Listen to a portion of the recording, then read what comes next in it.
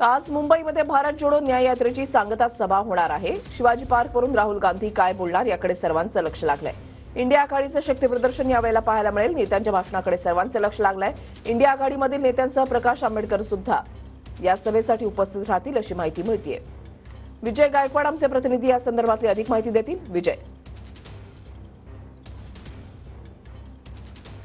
वृषाली, राहुल गांधी यांची जी भारत जोडो यात्रेची सांगता जी सभा जी आहे ही शिवाजी पार्कच्या मैदानावरती होणार आहे आणि या सभेची तयारी जर आहे ही पूर्ण तयारी झालेली आहे। आपण बघू शकता शिवाजी पार्क मैदानावरती भव्य असं मोठ्या प्रमाणामध्ये स्टेज या ठिकाणी उभारण्यात आलेलं आहे आणि या भारत जोडो न्याय यात्रेच्या सांगता सभेला भारत जोडो न्याय मंजिल असं या सभेच्या स्टेजला जे आहे नाव दिलं असताना आपल्याला पाहायला मिळत आहे।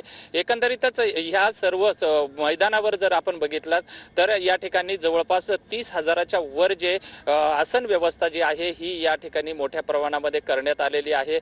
इंडिया अलायन्स याच्या माध्यमातून या सर्व शिवाजी पार्क मैदानावरती झेंडे जे आहेत हे सर्व पक्षाचे या ठिकाणी लावण्यात आलेले आहेत आणि या मैदानावरती जवळपास आपण जर बघितलं तर समोर उद्धव ठाकरे यांचा मोठा कटआउट्स लावण्यात आलेला आहे। त्या बाजूला प्रियंका गांधी आहेत, राहुल गांधी आहेत, सोनिया गांधी या सर्वांचे या ठिकाणी बॅनर लावण्यात आलेले आहेत आणि एकंदरीतच मोदी, अमित शहा आणि केंद्र सरकार यांच्या विरोधामध्ये जो काही या ठिकाणची महागाई असेल, बेरोजगारी असेल, भ्रष्टाचार असेल याबाबत राहुल गांधी जे आहेत ते याच सभेमधून या महाराष्ट्रातल्या जनतेला या ठिकाणी संबोधित करणार आहेत। आज इंडिया आघाडीचे जे महत्त्वाचे प्रमुख नेते जे आहेत हे सुद्धा या सभेमध्ये या ठिकाणी या सभेमधून नागरिकांना मार्गदर्शन करणार असल्याचं सुद्धा सांगण्यात येत आहे। एकंदरीतच जर बघितलं तर भारत जोडो नफरत के बाजार में प्यार लेने आया हो असं जे राहुल गांधी यांचं जे वाक्य प्रत्येक रोड शो मध्ये असेल, प्रत्येक सभामध्ये जे असेल